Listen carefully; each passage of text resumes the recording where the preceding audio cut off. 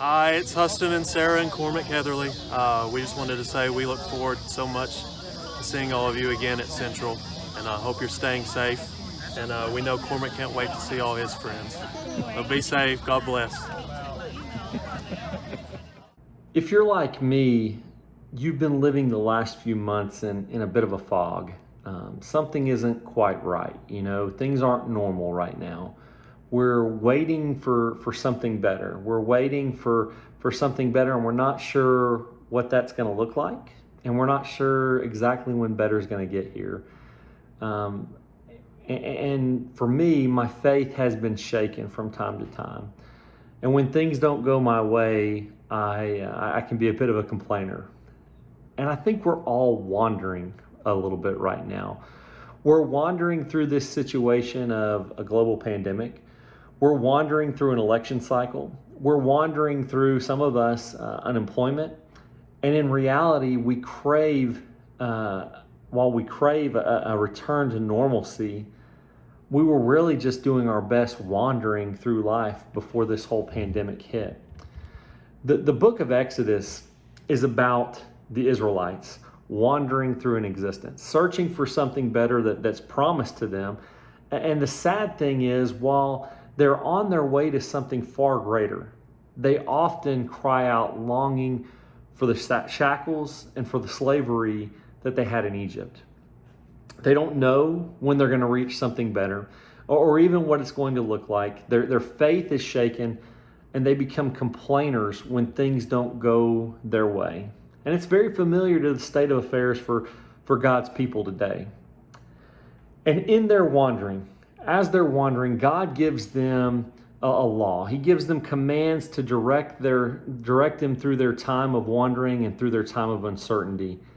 And perhaps God's prescription for wandering through uncertainty is just as relevant today as it was for his people in the book of Exodus.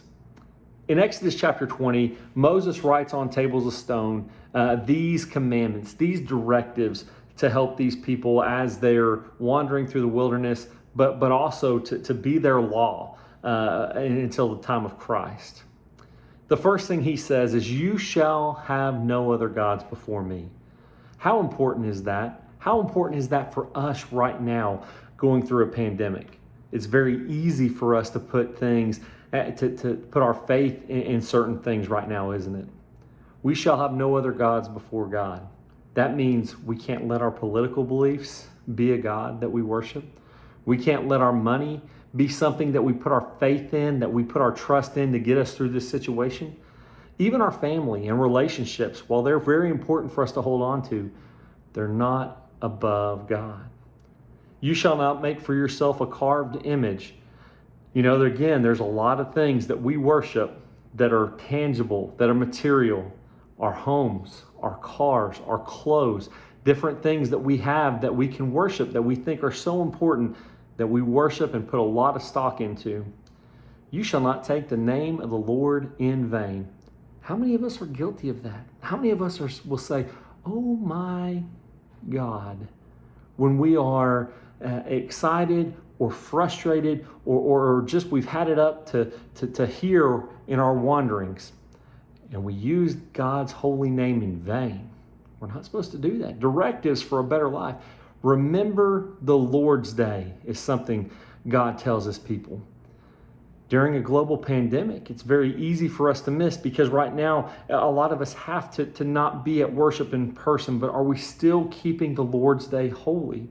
Are we taking opportunities to be in worship? Are we taking opportunities to be in Bible classes and have our children in Bible classes and letting them know that this day is different than all the other days? Honoring your father and mother, honoring our parents. And we know that part of honoring our parents right now during a global pandemic is making sure we work to keep these people healthy, to wear a mask, to obey laws and directives by our government to try to help keep other people safe and healthy. Do not murder, do not commit adultery. And when we look at how Jesus defines that in the Sermon on the Mount, where he says it's not just about not committing those crimes, which obviously is awful and heinous, but it's about having a heart so full of love and righteousness that we don't even think about being angry without cause to somebody. And we don't even think about lusting after somebody who we aren't married to. The commandments also say, do not steal, do not lie, do not covet. You know, coveting is kind of a big one right now in times like this, when we can look and see other people who don't seem to be suffering like we are through a pandemic. And it's easy for us to think, man, they don't deserve that good fortune. I deserve that good fortune. Do not covet. The truth is that even before the Israelites left Egypt, they were still wandering. And what had happened is they had just become comfortable in their torment, used to something. They become used to something so much uglier and so much awfuler than what God had planned for them. And when their pathetic world was turned upside down, they complained because it was just everything they ever knew. God gave them a better way, a pathway through the confusion and the wondering, a promise of not just a better place, but a better life while they were waiting. And that's what God offers us. Our lives have been turned upside down. But have we ever considered that this may be God leading us out of something right now? That maybe we've grown comfortable in our torment and our pathetic lives as slaves to a world that dictates to us what we should wear, what we should drive, what we should do, how we should think, what we should listen to, what we should watch, how we should be entertained. The world is pushing all this stuff to us. Maybe God's trying to lead us out of that. Before the pandemic, we were wandering and we just didn't realize it because we had grown comfortable in the ugliness. How many of us were longing for an opportunity to escape the status quo and escape the opinions of others and escape political correctness and cliques and keeping up with the Joneses? God has something better for us. We don't know when, and we don't fully know what it's even going to look like, but we are guaranteed it's better. And He has given us a better way, a pathway through this confusion and the wandering, and a promise of not just a better place, but a better life while we're waiting here. And if we take those 10 commandments and we use that as a directive and as a pathway, I guarantee you, your life while we're wandering, even not just through the pandemic, but even through life after the pandemic, because we'll still be wandering, if we use those directives, if we make those a part of our life will be so much better. I love you. Have a great day.